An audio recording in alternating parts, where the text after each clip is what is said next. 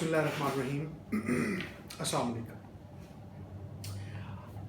Heart کی different kinds پڑھ رہے ہیں اور پچھلی بار شجا پڑھا تھا 337A تک. آج ہارٹ کی دوسری کائنڈ جو جرا کہلاتی ہے JURH 337B of the Pakistan penal code 1860 sub section 1 of section 337B، جس میں یہ لکھا ہے کہ whoever causes on any part of the body of a person، کسی بھی دوسرے شخص کے جسم پر جو کوئی بھی other than the head or face. اب چونکہ ہیڈ اور فیس کو اس نے کلاسیفائی کر دیا تھا آلریڈی شجا میں، تو اب وہ ہیڈ اور فیس کے علاوہ باقی باڈی کی بات کر رہا ہے. سب سے پہلے تو یہ یاد رہے، a hurt ایک زخم دیتا ہے which leaves a mark of the wound، ایک ایسا زخم جو اس زخم کا نشان چھوڑ جائے، whether temporary اور permanent، چاہے وہ نشان عارضی نوعیت کا ہو یا مستقل نوعیت کا ہو. is said to cause جرا، تو کہا یہ جائے گا کہ اس نے جو ہرٹ اس کو کاز کیا ہے اس کا نام جرا ہے. اب جرا is of two kinds according to subsection 2 of section 337B. ہم نے سمجھ لیا کہ جرا کیا ہے سب سیکشن 1 میں. اب جب ہم نے یہ سمجھ لیا تو وہ اس سے آگے چل رہا ہے. اس جرا کو مزید 2 کائنڈز میں اس نے بانٹ دیا for the sake of understanding.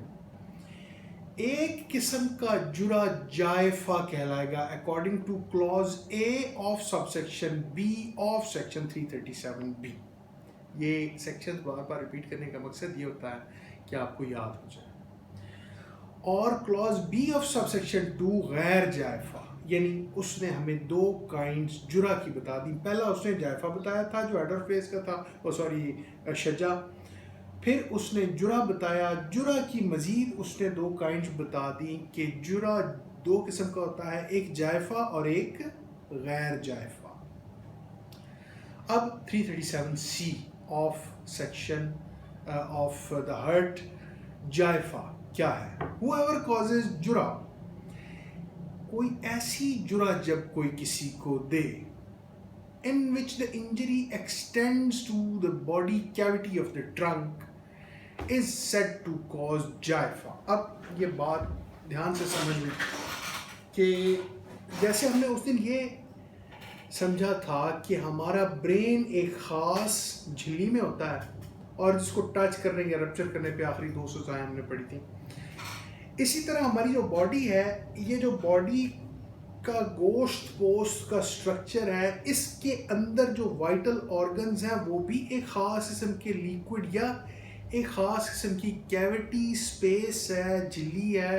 قدرت نے، اللہ تعالیٰ کی ذات نے اس کو محفوظ رکھا ہوا ہے. اس کے اندر تمام وائٹل باڈی آرگنز ہمارے موجود ہیں. جو اس کیوٹی کو، اس خالی جگہ کو یا اس سپیس جس کی بات ہو رہی ہے، اس تک جب آپ کی ضرب پہنچ جائے تو جائفہ کہلائے گی. شدید نوعیت کی ضرب ہے، وہ کلہاڑی کی، ڈنڈے کی، گولی کی، جس قسم کی بھی ہے، وہ ایک شدید نوعیت کی چوٹ ہے ہیڈ اور فیس سے نیچے کی باڈی کی. ٹھیک، یہاں تک کلیئر ہوگی بات. 337D اب اسی طرح سے PPC کا ٹرینڈ کہ پہلے اس نے ڈیفینیشن بتائی، اب وہ اس جو ضرب آپ نے دی ہے اس کی سزا بتا دے گا. punishment for جائفہ. whoever by doing any act with the intention of causing hurt to a person، اس نیت کے ساتھ جب کوئی بندہ کسی دوسرے کو کوئی ضرب دے گا کہ اسے ضرب ہی دے، اور with the knowledge that he is likely to cause hurt to such person، یا مان لیا کہ نیت کے ساتھ نہیں دی لیکن اسے پتا تھا کہ میرا یہ کام کرنے سے اس کو ضرب شدید پہنچ سکتی ہے. causes جائفہ to such person, اور یہ کرتے ہوئے ایسے شخص کو جائفہ کی ضرب دے دیتا ہے. shall be liable to عرش, تو اس کو عرش کی سزا دی جائے گی. اور یہ ہمیں پتہ ہے کہ عرش ایک ایسی سزا ہے جو کہ اسپیسیفائڈ بائی لا ہے. اب یہاں پر کیا اسپیسیفائی ہو رہا ہے؟ shall be 1/3 of the دیت. یہ عرش دیت کی 1/3 کے برابر ہوگا.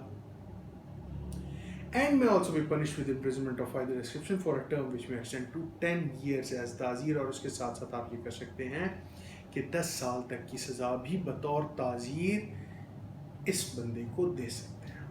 ٹھیک، کلیئر ہوگی یہ بات؟ گڈ. 337E غیر جائفہ. whoever causes جرح which does not amount to جائفہ. اب body cavity of the trunk, جس کیوٹی کی ہم نے بات کی، اس تک آپ کی ضرب نہیں پہنچی، اس سے پیچھے پیچھے رہ گئی، تو اس کی ڈفرنٹ کائنڈز ہیں. اور اس کی ڈفرنٹ کائنڈز اسی طرح سے جیسے شجہ میں ہم نے دیکھی تھیں، غیر جائفہ میں بھی کافی ساری کائنڈز ہیں، لیکن شجہ کی طرح کی نہیں ہیں، یہ یاد رہے. The following are the kinds of غیر جائفہ according to subsection 2 of section 337E. کون کون سی کائنڈز ہیں غیر جائفہ کی؟ دامیہ، بادیہ، متلاحمہ، مودحہ، ہاشمہ، منکلہ. تھوڑی سی روٹین سے ہٹ کے ہیں، میں سمجھ سکتا ہوں، لیکن یہ ہے کہ کائنڈز یہی ہیں، یاد رکھنی ہے.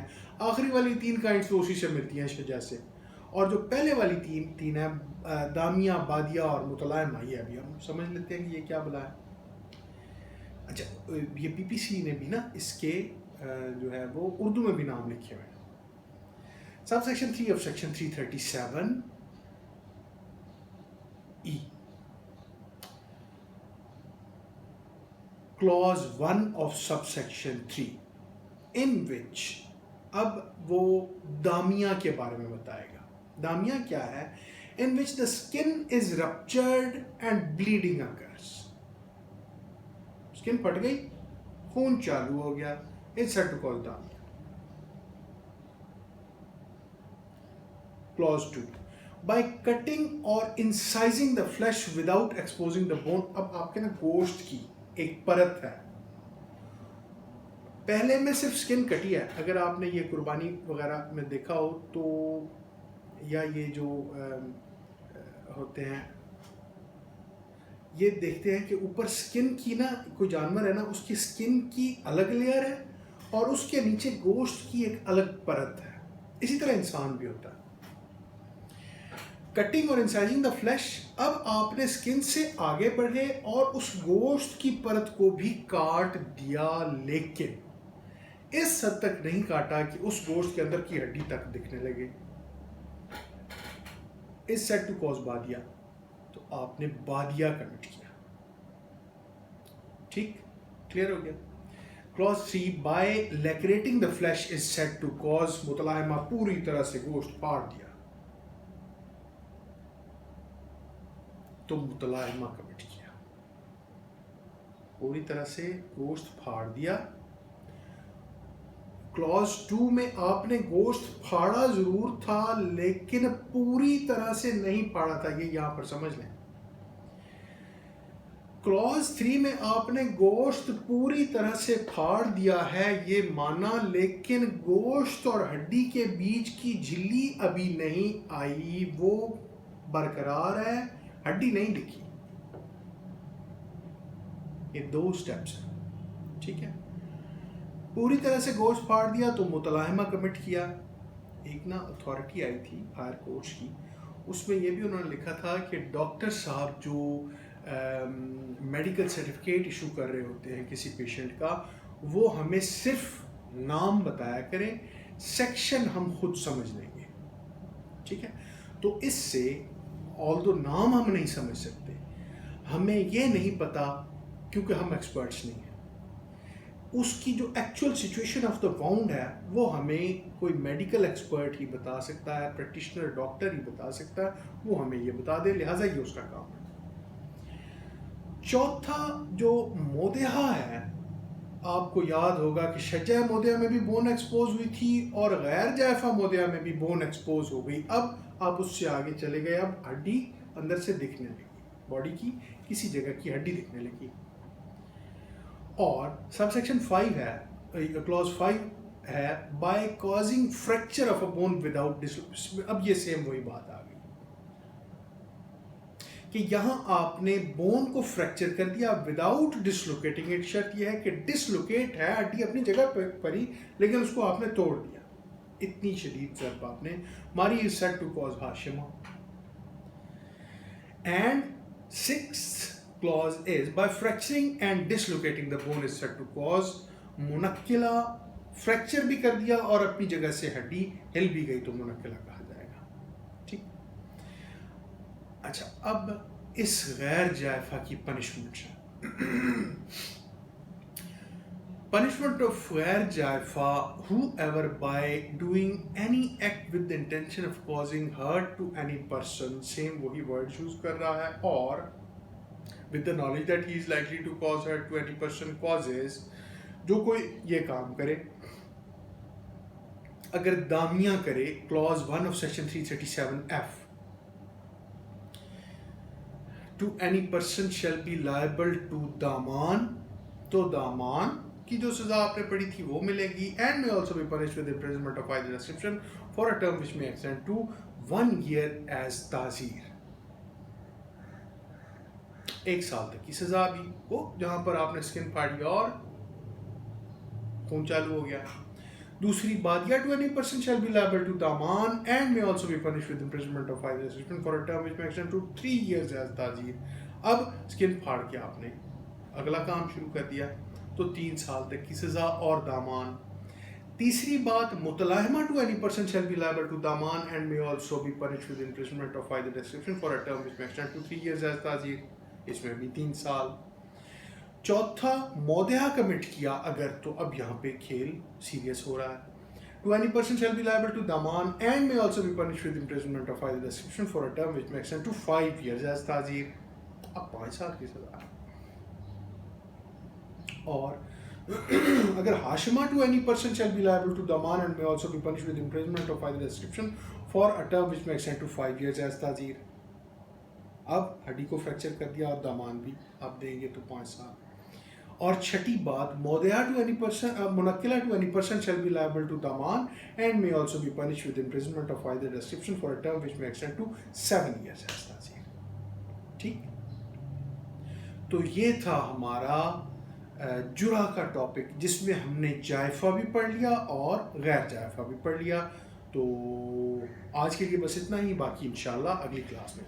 थैंक यू सो मच जी, अल्लाह हाफ़िज़।